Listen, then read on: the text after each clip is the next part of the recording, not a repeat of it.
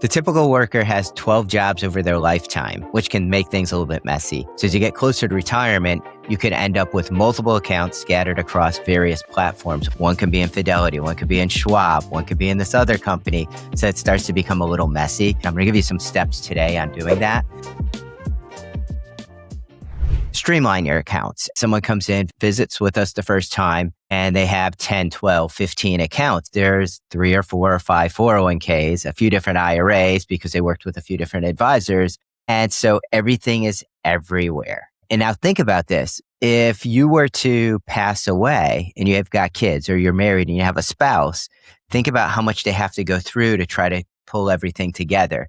And sometimes things get lost. We had a case a few years ago. A mom passed away. We thought we found all of the accounts, and I wasn't the mom's advisor. A few years later, guess what? The daughter who works with us got a notice from the state of Connecticut and goes, by the way, there's some accounts here, unclaimed assets. And sure enough, it was some accounts that no one knew about. Streamlining those accounts actually not only makes it easier for you as far as running reports, looking at how things are going within accounts, but you got to also think about the future. You worked hard for that money. You saved in those accounts. You want to make sure it goes to someone, not just to the state of Connecticut and gets lost.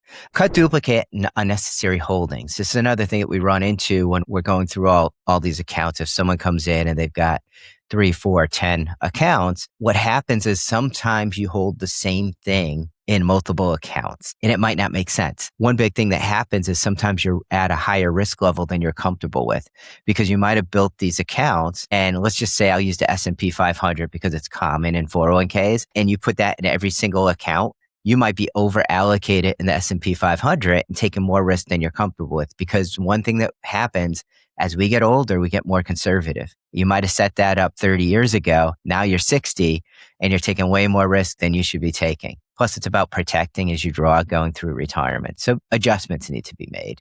Be tax conscious. People gathered all their information and they have multiple accounts. And sometimes they have a whole bunch of accounts that are after tax money. So now after tax money, as it grows, it creates what's called capital gains. So if you sell off those investments, then you owe tax on that money. So the big thing is you still have to be careful. So when we gather everything together and we're starting to simplify things, sometimes we have to do it in stages. We have to plan for the taxes. You have to make it work for you. You got to set it up so in the future it gives you some type of advantage tax-wise.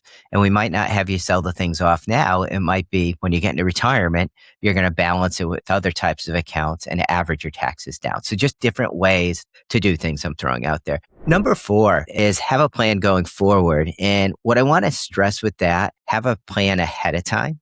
Gather all those accounts together. Figure out where they are, what types of accounts. And that's big because some might be IRA accounts, which are fully taxed. Some might be Roth accounts, which aren't taxed at all when you draw.